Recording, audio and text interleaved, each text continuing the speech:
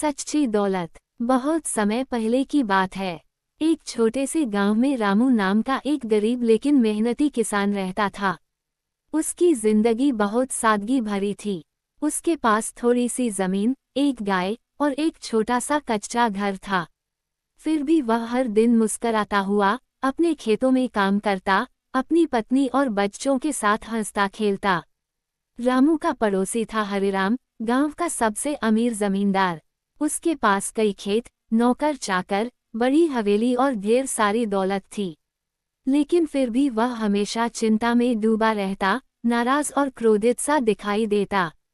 एक दिन हरिराम ने देखा कि रामू खेत में मिट्टी से सने कपड़ों में भी हंसता हुआ गीत गा रहा है। हरिराम ने उसे बुलाया और कहा, रामू, तुम हमेशा मुस्कराते क्यों रहते हो?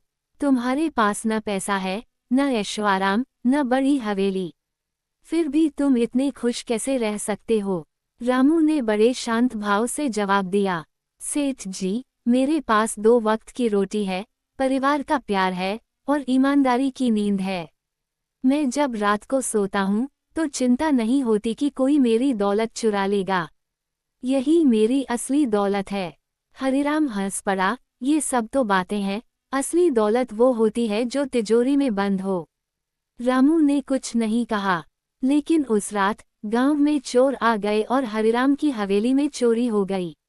कई कीमती सामान, गहने और नकदी लूट ली गई। हरिराम रात भर सो नहीं सका। सुबह होते होते वह बीमार हो गया, चिंता, डर और गुस्से से।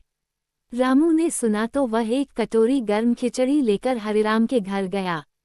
हरिराम ने उसकी तरफ देखा और पहली बार उसकी आंखों में नम्रता थी। रामू ने कहा, सेठ जी, दौलत जरूरी है, लेकिन उससे ज्यादा जरूरी है मन की शांति। मेहनत की रोटी और सच्चाई की नींद अमीरों से नहीं, संतुष्ट लोगों से मिलती है। हरिराम की आंखों से आंसू बह निकले। उसने पहली बार महसूस किया कि दौलत कमाकर वह सब कुछ खरीद सकता है, पर सच्ची खुशी नहीं। उस दिन के बाद हरिराम ने अपनी आदतें बदल दी। वह दूसरों की मदद करने लगा, गरीबों को खाना देने लगा और अपने नौकरों से विनम्रता से बात करने लगा। और रामू, वह अब भी वैसे ही खेतों में मेहनत करता था, पर अब उसके पास एक और दौलत थी, एक दोस्त, हरिराम, जो अब सच्ची दौलत को पहचान चुका था।